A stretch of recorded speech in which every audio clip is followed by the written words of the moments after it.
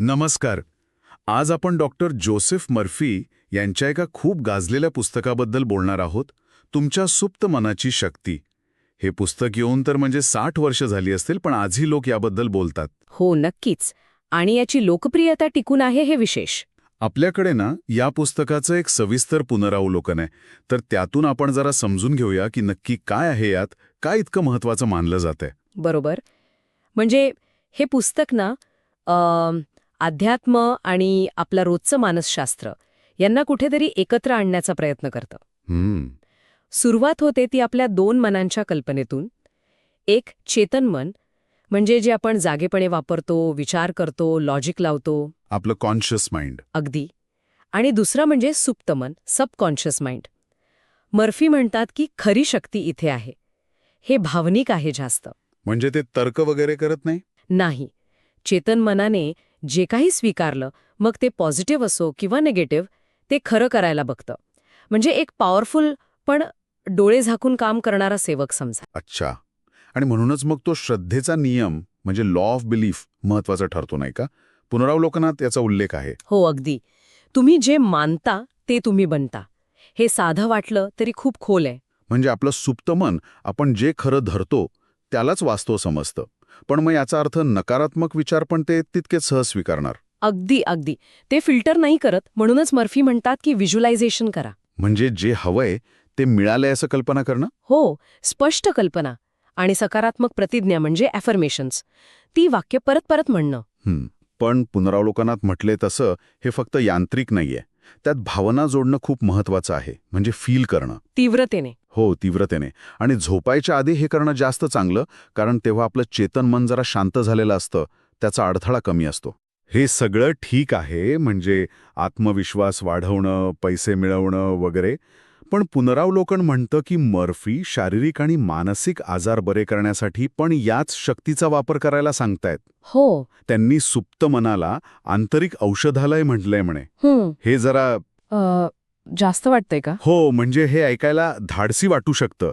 पुस्तकात त्यांनी अनेक उदाहरणं दिली आहेत आणि पुनरावलोकनात त्याचा उल्लेख आहेच. अच्छा. त्यांचं म्हणणं असं आहे की अनेक आजारांचं मूळ हे आपल्या नकारात्मक विचारांमध्ये किंवा मानसिक ताणात असतं. आणि जर सुप्त मनाला योग्य सूचना दिल्या तर शरीराची जी नैसर्गिक बरी होण्याची शक्ती आहे ती जागृत करता येते. म्हणजे हे आधुनिक मेडिकल सायन्सला पर्याय नाही म्हणत आहेत ते. नाही, पर्याय नाही, पण पूरक ठरू शकतं असं त्यांचं मत आहे.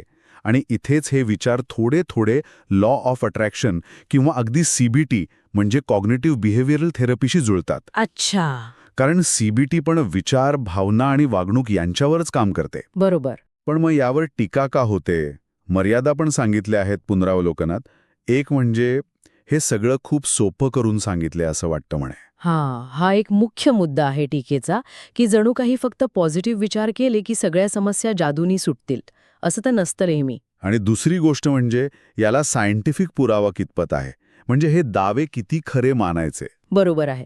पुनरावलोकन हे मुद्दे मांडतंय. मर्फींचे जे दावे आहेत ना, ते अनुभवांवर आधारित आहेत जास्त. कठोर वैज्ञानिक प्रयोग किंवा तसा डेटा नाहीये. त्यामुळे काही लोक याला स्यूडो सायन्स पण म्हणतात. आणि अजून एक गोष्ट म्हणजे काही कल्पना परत परत येतात पुस्तकात, त्यामुळे काहींना कंटाळवाणं वाटू शकतं. आणि ते ख्रिश्चन धर्माचे संदर्भ पण आहेत म्हणे. हो, थोडे आहेत जे कदाचित सगळ्यांना तितकेसे आपलेसे वाटणार नाहीत. त्यामुळे काय आहे की पुस्तक प्रेरणा देणारं असलं तरी थोडं क्रिटिकली वाचायला हवं. तर मग या सगळ्या चर्चेचा आणि पुनरावलोकनाचा सारांश काय काढता येईल? हे पुस्तक नक्की कोणाला उपयोगी पडेल? मला वाटतं महत्त्वाचा मुद्दा हा आहे की हे पुस्तक आपल्याला आपल्या विचारांमध्ये किती ताकद आहे याची जाणीव करून देतं. आपण फक्त परिस्थितीचे किंवा नशिबाचे गुलाम नाही आहोत, तर आपण आपल्या विचारांनी, आपल्या मानसिकतेने आपलं आयुष्य घडवू शकतो, हा याचा गाभा आहे. म्हणजे जे लोक खूप निगेटिव्ह विचारांमध्ये अडकले आहेत, हो, किंवा ज्यांना स्वतःमध्ये चांगले बदल घडवायचे आहेत, किंवा ज्यांना आपलं मन आणि शरीर कसं एकत्र काम करतं हे समजून घ्यायचंय, त्यांच्यासाठी हे नक्कीच विचार करायला लावणारं पुस्तक आहे. विचार बदला, नशीब बदलेल. मर्फींचा हा संदेश नक्कीच आशा देणारा आहे. अगदी. आणि जाता जाता एक विचार मनात येतोय, जरी या सगळ्या कल्पनांना असा थेट वैज्ञानिक आधार आज मिळाला नसेल, तरी फक्त दृढ विश्वास ठेवल्यामुळे किंवा सकारात्मक दृष्टिकोन ठेवल्यामुळे लोकांच्या आयुष्यात, त्यांच्या मानसिक किंवा शारीरिक स्थितीत सुद्धा चांगले बदल का घडतात हा चांगला प्रश्न आहे. म्हणजे आपल्या विचारांची खरी शक्ती आणि तिच्या मर्यादा काय आहेत हे आपण अजून पूर्णपणे ओळखले का? यावर विचार करायला नक्कीच जागा आहे.